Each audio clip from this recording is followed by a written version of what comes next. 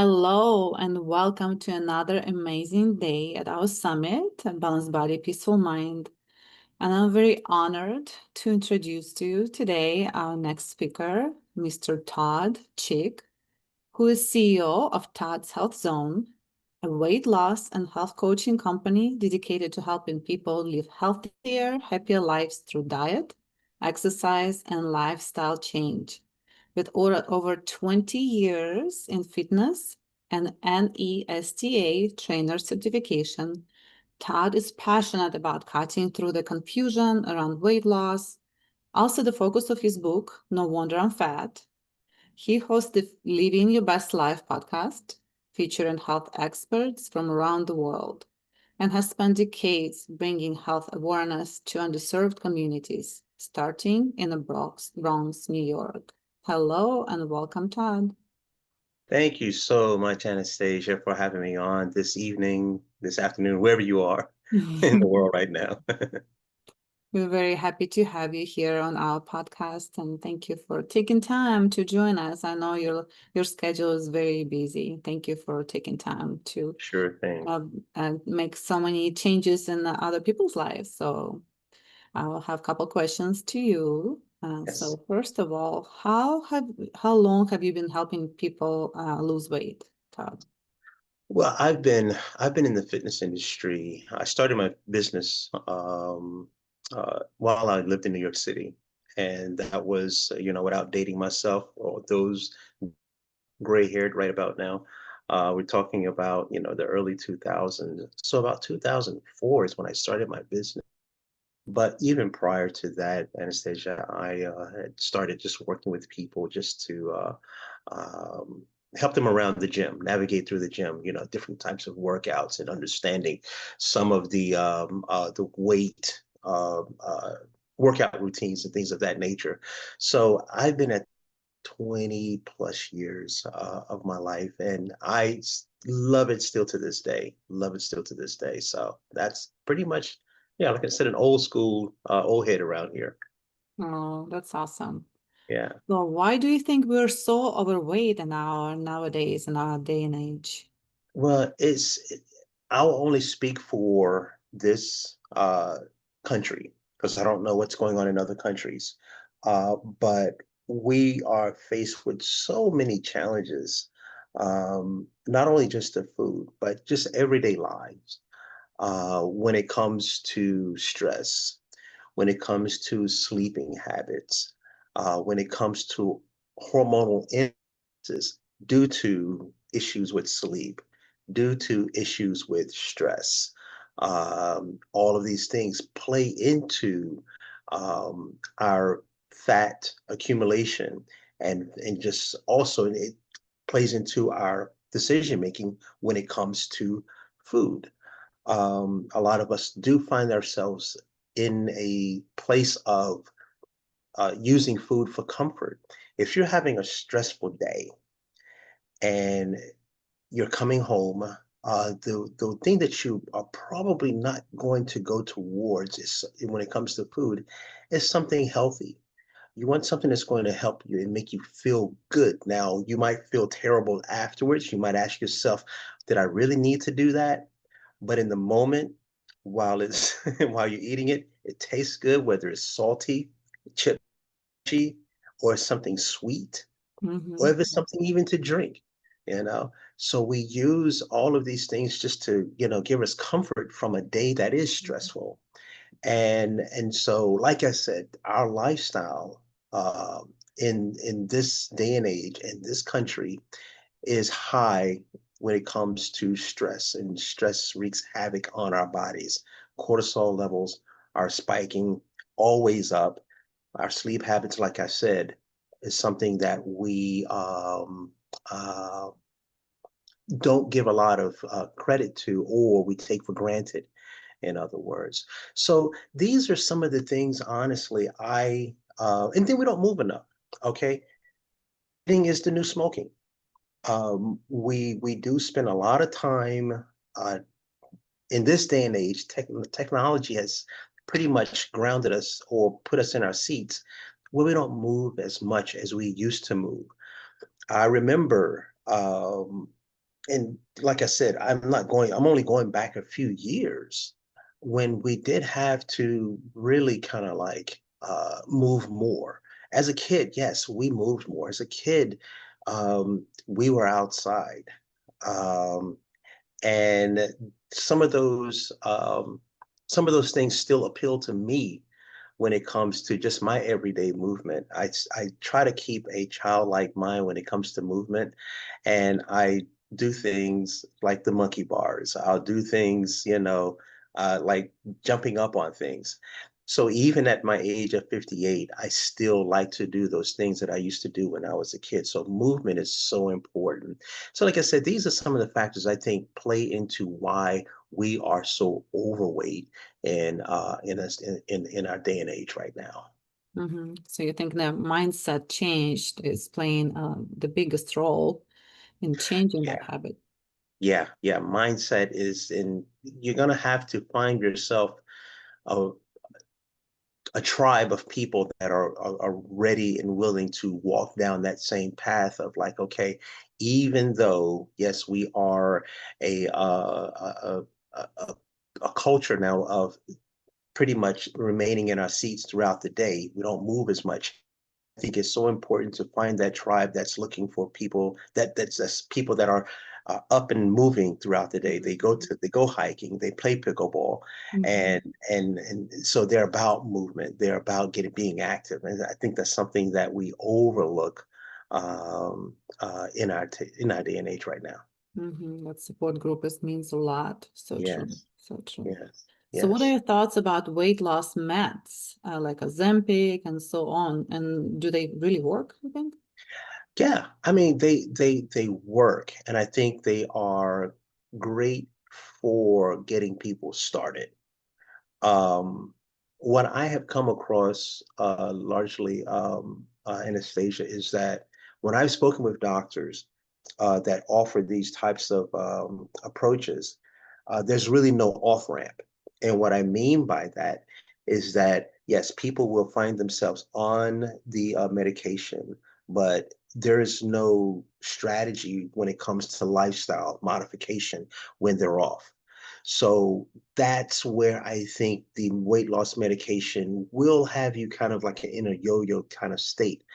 Bottom line, yes, it does work. Anything works when you're talking about not eating as many calories throughout the day, and you are pretty much paying for an appetite suppressant.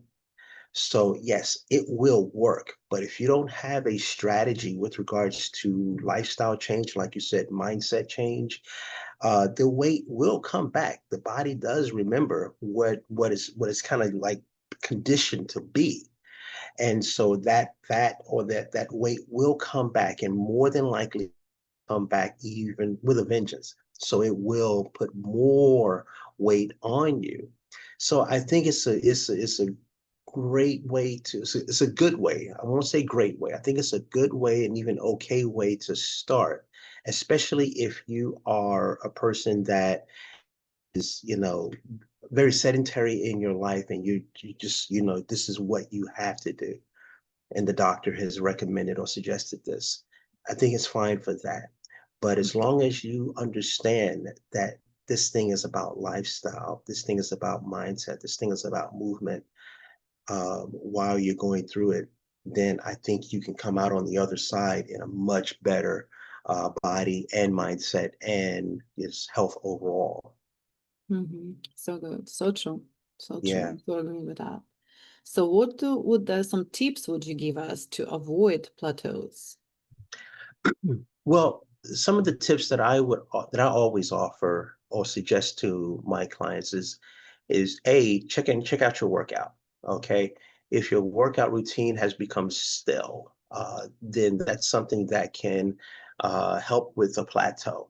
So, for instance, if you are let's use squatting, for instance, some squats, a barbell squat. If you are doing barbell squats of 100 pounds, and you've hit a plateau and you're still doing those barbell squats at 100 pounds, then maybe you need to, increase the weight to try to, burn some extra calories in that workout. Okay. Um, and just look at your overall workout routine, whether you need to add some more weight or add more reps. Two things that you can do is, once again, like I said, the weight or more reps. Now, also, you want to look at your diet. One of the things that I do is maybe look at a detox, some kind of a healthy detox can help you actually push through a plateau. Okay. Mhm. And even intermittent fasting can help sometimes push through a plateau. So you can look at these types of things that can, I feel, that can help push through a plateau that are safe. And but the body needs to be challenged. The body wants to be challenged, and the body has to be challenged in order for it to change.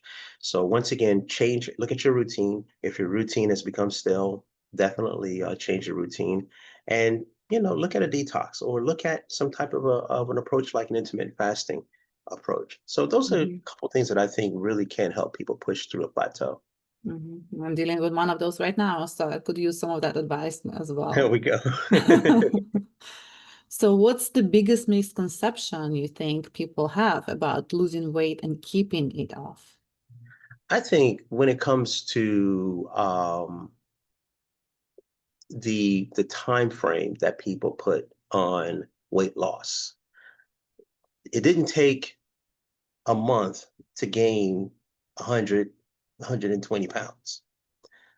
Okay, so when people sit down or they come to me, the expectation of I want to lose the weight is awesome, but we have to give our bodies time. We have to work with our bodies because it does become a puzzle. And you're going to have to kind of like navigate through some of these things that's going to, like you said, we were talking about plateaus. So Mhm. yeah, you might hit a plateau, but you have to figure out how to navigate or push through a plateau. So that will take time. So you're not going to, and that's the issue that I think I have with some of the weight loss meds is that it is a quicker way to lose weight, but is that always the better or the best? Mhm. Mhm. And so what we don't want to do is lose muscle overall. We want to maintain muscle and, pretty much burn away the fat. That's ultimately what we want to do.